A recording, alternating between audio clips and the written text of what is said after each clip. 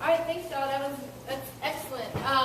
So what we have to do now is come up with our top 3 issues that this group is going to try and tackle. The second half of this meeting, we'll break up into groups and talk about specific strategies that we can take on to address them.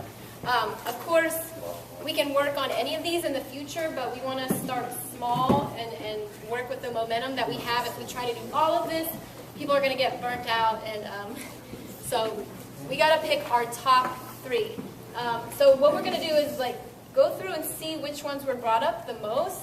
We have criminalization and harassment is a popular one. Basically just funding for housing, whether that's through MBHA or other organizations, and advocacy for more funding, and education support to keep individuals in housing.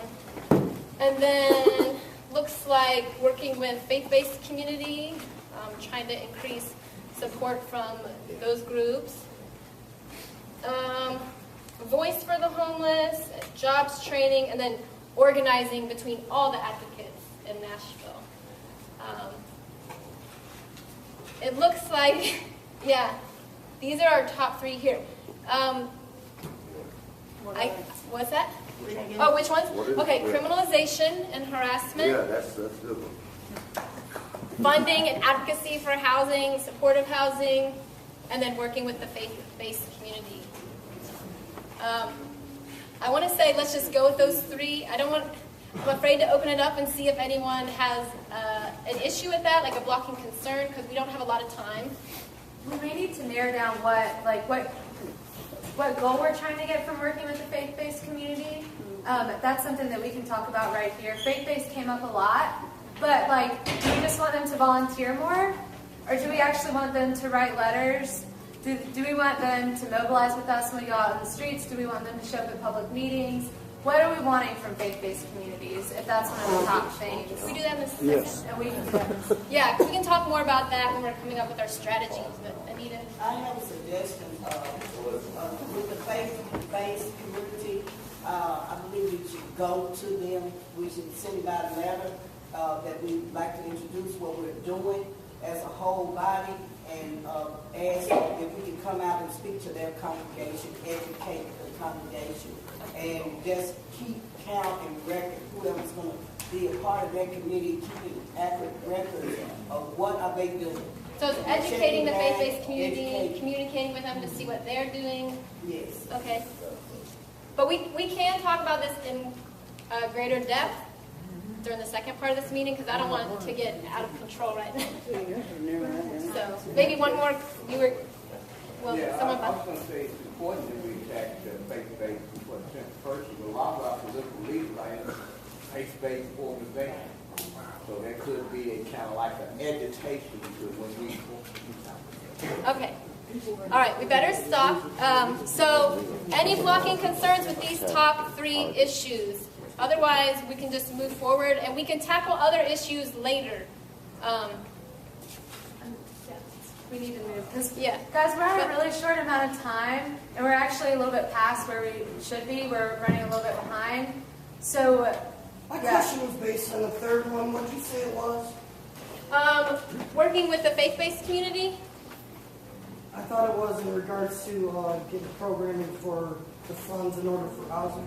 Oh, yeah, that's the second one. Okay, that was what my question was in regards to. And is there going to be some kind of constraint in regards to how much time whoever has to get this, and the amounts of people that are going to be put in? Yeah, so I'll talk to you a month from now. Okay, so the second half of this meeting, we're going to talk about strategies to work on these issues. So we can do that in smaller groups. We have to move on now because we have our top 3 issues.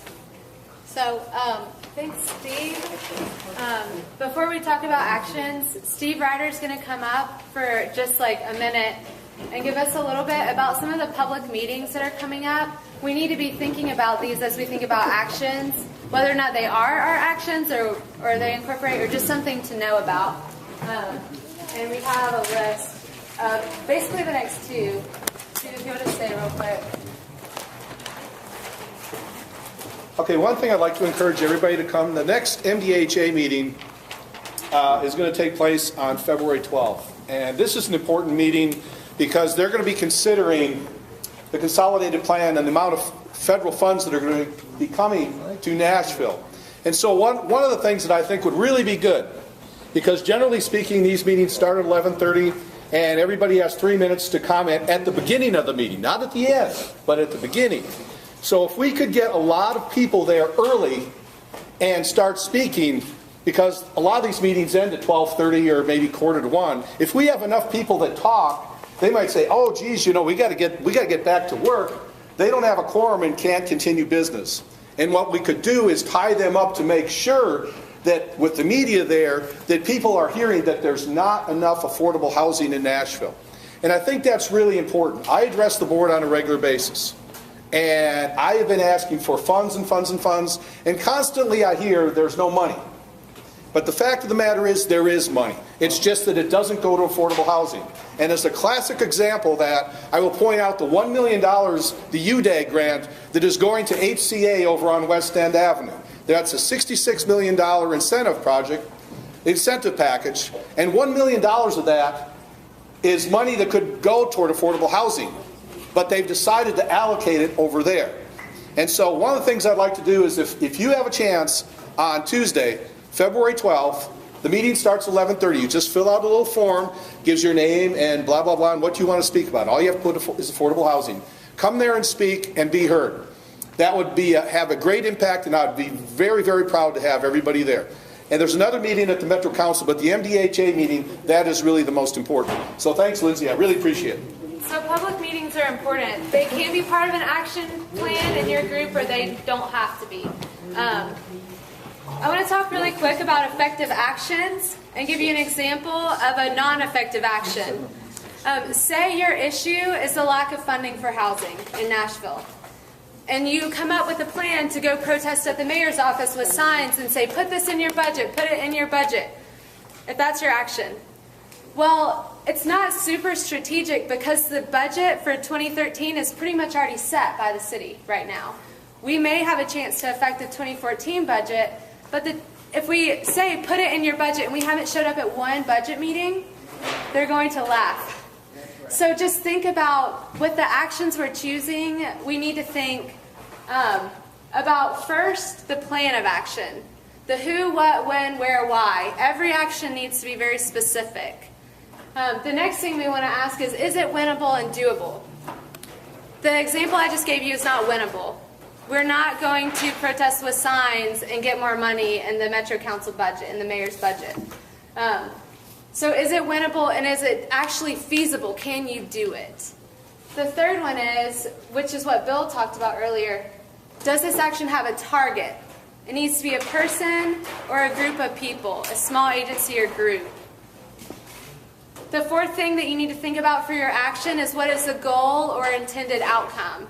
If you just think of a really great action but you don't really know what the goal or outcome is, what you're going to get from it, what power dynamics are going to shift from it, then it's not the best action.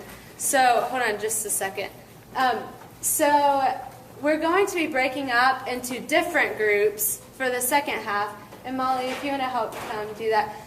Every group, though, for their actions, these are the things you're going to be forming. Do you want to talk about what's going to happen? Yeah, so we're going to break up into the 3 different groups that were just chosen. One group will be over here, center, and then on this side. And what you need to do is come up with 2 strategies for addressing that issue. So 2 actions. Yeah, 2 actions using the criteria that Lindsay just went over. So let's do housing on this side. Nobody moved yet, though. Don't move yet. Yeah. Housing, faith-based community, and then criminalization and harassment. Of course, these groups are going to be huge, so try to break up again into smaller groups. Make sure there's a note taker in each group. Try to get with different people than you talked with before, and hopefully all the groups have a diverse group of people within them, so make sure that's working out. And then again, if you know you talk a lot, try to step back, let other people talk. If you're a quiet person, try to jump in and give your input. We need to hear from everybody. This is like the most important part of today's meeting. Yeah. So real quick, before we break out, I just want to say, like, these are pretty big issues. So in your group, once you get into a smaller amount of group, if you want to talk about a specific church, right, or a specific corner that people get harassed on, break it down as much as you can. The smaller the better chance we have of winning that action. And I want everybody to think too about what are you going to do next. So say you go to that church and send them a letter and nothing happens. What do you do after that? Right? Think about what your response will be if they don't listen to you. All right, everybody ready? Set. Okay, so housing, Housing. faith-based, criminalization.